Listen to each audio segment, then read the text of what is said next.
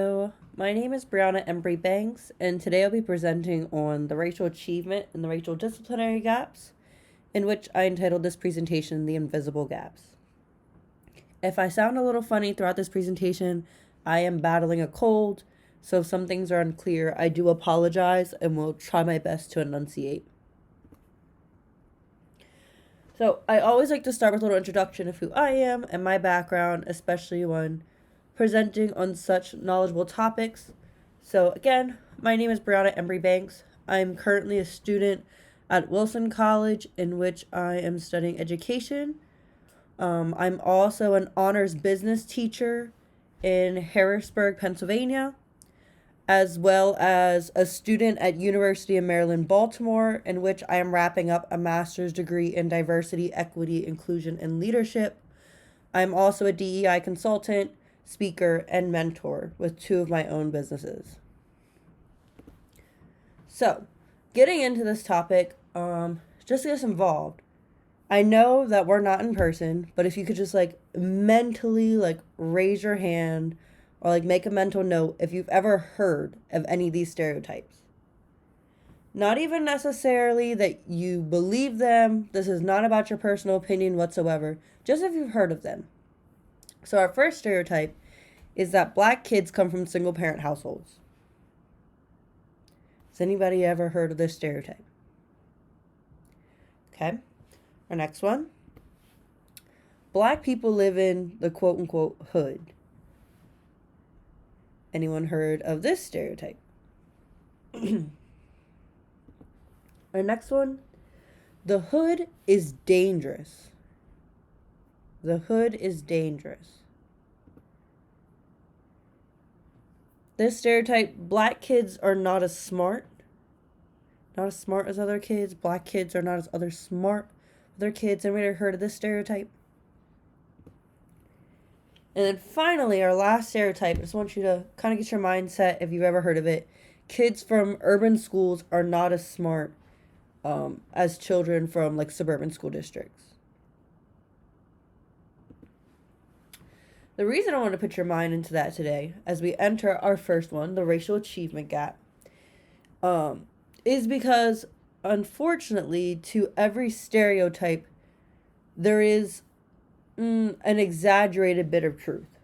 So let's dig into that. So, has anybody ever heard of the racial achievement gap? For funsies, I'm going to pretend like you said no. So the racial achievement gap essentially looks at things of ways of achievement, such as SAT scores, GPA rates, graduation rates, and breaks them down in demographics, particularly by race. And let's take a look at what you see when you see these things. So according to the racial achievement gap, when you break down these measures of achievement, we should see that black students, when compared to any other race of students, fall significantly behind, especially when compared to white students. So, here we have our SAT scores from 2018. As you can see here, this one says total group. So that means that of everyone who had taken the SATs. So we can see here our black or African American students made up 12% of test takers, and only 21% of them made up the bench score for both math and reading. Math and English. Compared to our white students, we saw that they made up 44% of the test takers, and 59% of them had met that benchmark. So we're comparing that 21% to that 59%.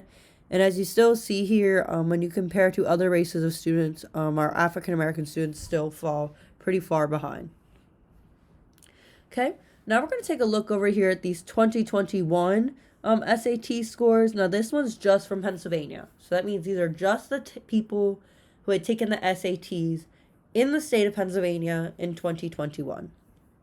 So we can see here that our black or African American students made up 7% of test takers, and only 27% of them had met that benchmark for both English and math. And we can see here 72% of test takers in PA that year were white, where 64% of them had met that benchmark. So again, we're comparing that 27 to 64. And once again here, if you compare our Black or African American students to any other race of students, we are still seeing them falling pretty significantly behind.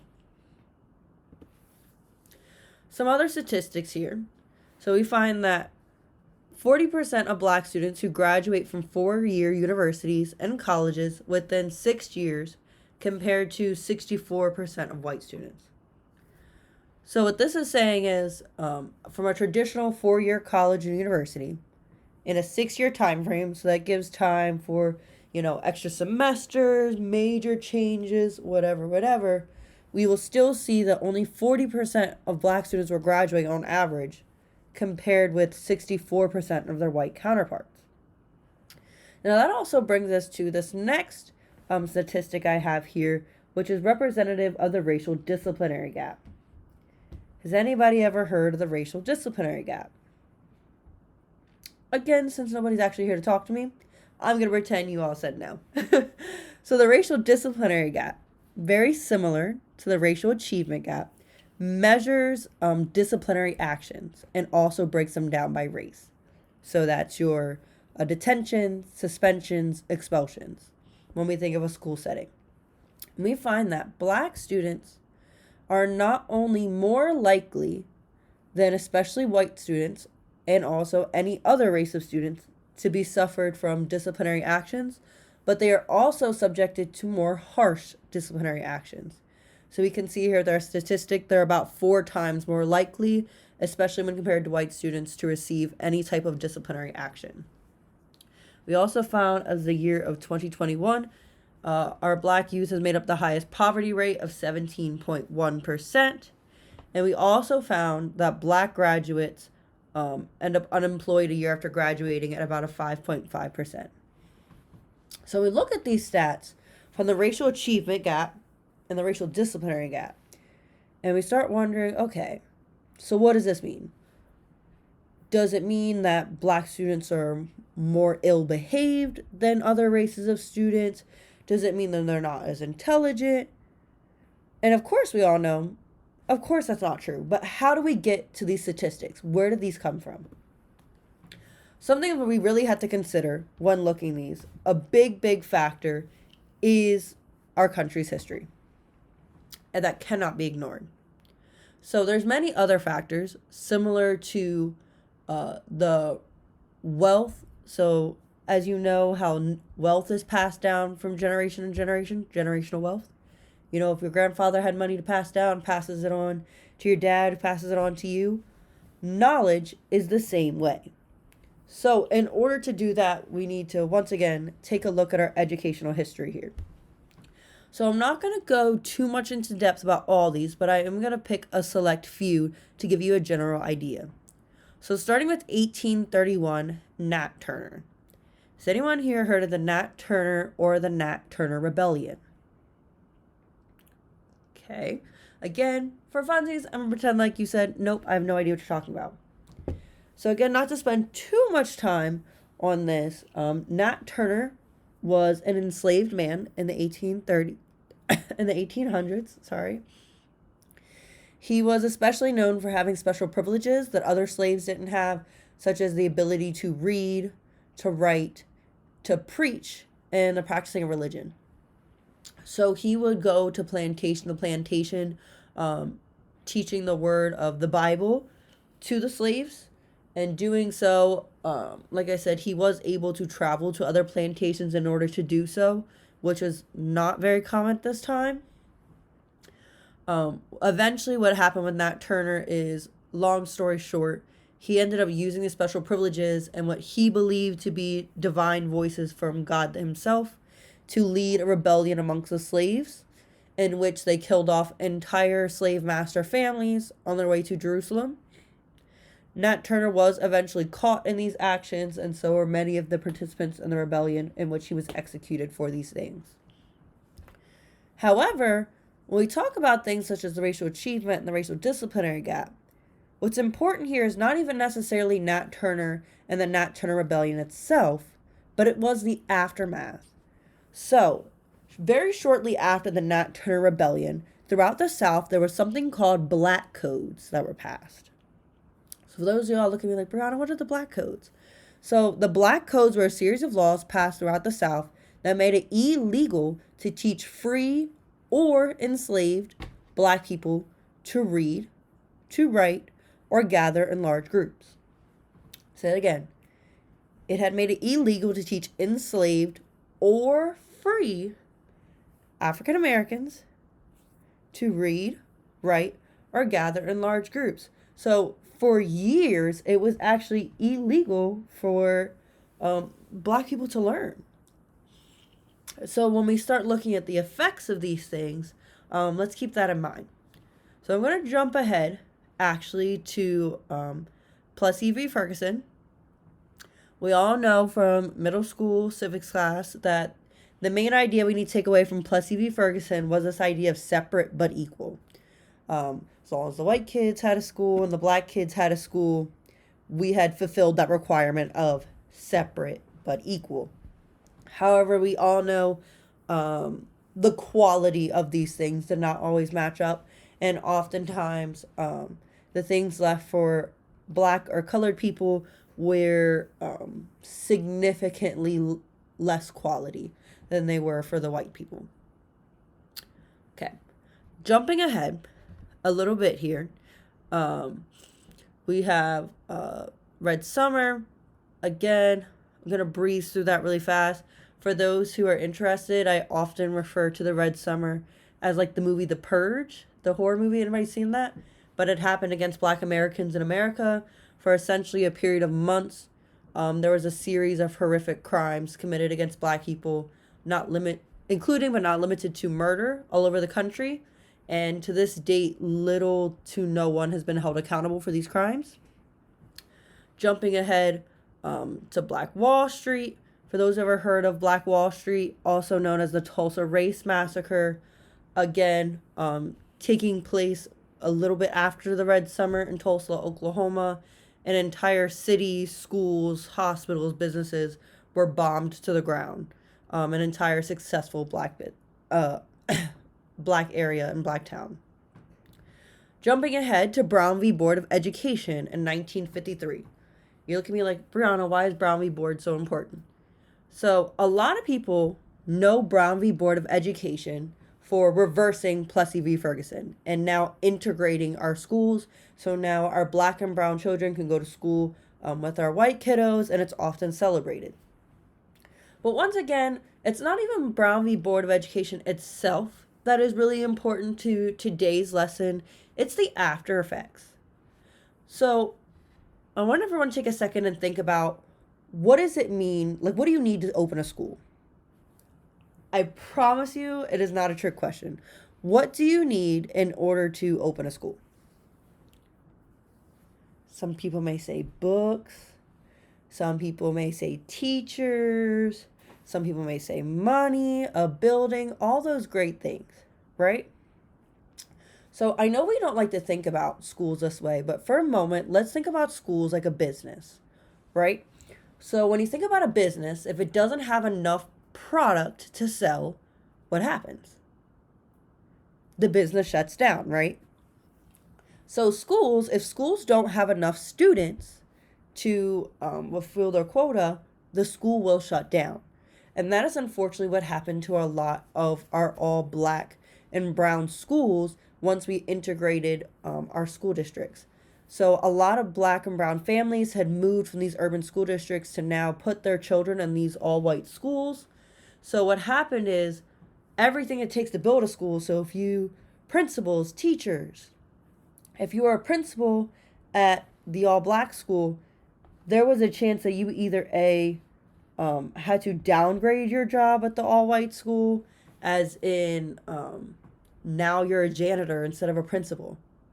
Or in a lot of instances, there wasn't any jobs for them at all. A lot of them just stopped working in education. Fast forwarding to No Child Left Behind. That was very significant in the ideals that now we were doing standardized testing, and that was created in order to start keeping record of the racial achievement gap and also keeping note of them.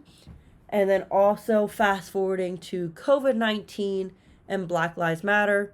We all remember the horrendous lockdowns and the many lives that were lost. And then, of course, the global phenomenon and movement of Black Lives Matter following the death of George Floyd. In terms of education, what was really important here is many of our students were not only at home, not used to the adjustment of learning online, but many of our Black and brown students were scrolling online, seeing their peers, their teachers, the parents of their friends, having a discussion on whether or not they felt as if their lives mattered or not, and then expected over the next few years to go back in person with these same people and feel safe. So, when we talk about the idea of education and the racial achievement and the racial disciplinary gap, like I said, a lot of things go into play here. So when we think about the generations of history that I just went through, if my great grandfather only had an elementary school education, he only had that to pass down to my grandfather. And if my grandfather only went to middle school, he only had that to pass down to my father. And all those things taken account, especially then, even if I did go to school, we noticed during some of these eras, classrooms were still split. So the quality of education may not have been that good, which leads us back to the numbers we see here now, where we are starting to build that gap. In addition to things that build into that gap, as we had talked about with COVID and BLM, a lot of studies have actually showed that students do better when they can relate to their teachers. And we had a loss significant to the point where we have yet to recover Black and brown educators within the education system following Brown v. Board of Education. So I want you to think of this whole thing as like a tree. When we talk about racial achievement gap, racial disciplinary gap, and their effects on the education system, I want you to think of it like a tree. And I want the education system portion of it to resemble that trunk of that tree, like you can see here. Because education is the one place that we all start out before we branch out into other sectors of society. Education is made to prep you for society once you get out. So the criminal justice system, healthcare, workforce, the arts, all of that great stuff. And when we think about how those things like the racial achievement and racial disciplinary gap is reflected from education into other parts of society, I want you to think the roots or the root cause of that is what we've seen in Black history. Again, some people are like, Brianna, where are we going with this? So again, like I said, school is the one place we start out as. So trends that we see not only in history, but in our education system is oftentimes reflected in other parts of society. And since school is created to prepare us for society, I think it is really important to talk about this. So, similar to the racial disciplinary gap, how Black students are subjected to not only more harsh disciplinary actions, but also more disciplinary actions in general than other races of students, especially when compared to white students. When we break down the statistic even more, our Black boys are subjected to even more harsh disciplinary actions than even our Black girls. This is also reflected that we can find in our criminal justice system, where Black males are more likely than any other demographic to be incarcerated and sentenced to more harsh sentences than any other demographic. Also, we have seen reflected into our healthcare system, again reflecting these achievement and disciplinary gap eras, that Black women are the number one demographic to die during childbirth and often feels if their cries of pain is ignored, which can tie back. And then also when we think of ways of achievement, so when we think of test scores, grades, those things that matter in education, those things that help you land colleges and good careers one day. And we could see from our statistics in the beginning that our Black and brown students are falling behind. We had also found in the workforce that our Black and brown individuals are less likely to get those higher up positions, those higher paying wages, and are paid significantly less than our white individuals and counterparts. that we know with the wage gap. So as we talk about the racial achievement and the racial disciplinary gap, we need to understand that even though it is heavily focused within education, the reach of it goes far beyond our education system. And since school is the place that prepares you for all these sectors of society, it is very important that us as educators completely understand the magnitude of what we are working with here. And these are my list of references.